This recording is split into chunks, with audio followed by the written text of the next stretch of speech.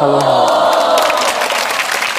අදත් ආවා පොඩි කතාවක් හරි වැඩි වෙලා කියවන්නේ නැහැ මෙහෙම දැන් අපි මම එදා කිව්වා අපි ලෝකෙට හොඳ කරොත් අපිට අපි නරක වෙනවා අපිට හොඳ කරගත්තොත් අපි ලෝකෙට නරක වෙනවා එතකොට අපි මොනවද කරන්න ඕන කියලා තමයි මම නැවතුනේ ඇත්තටම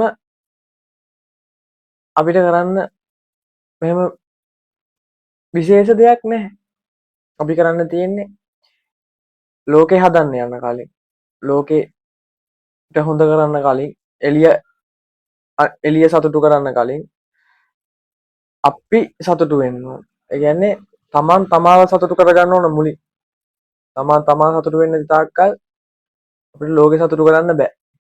ඒක නිසා මුලින් අපි අපිට හොඳ කරගන්න ඕන. ඊට පස්සේ ඕන අපි ලෝකෙට හොඳ කරන්න.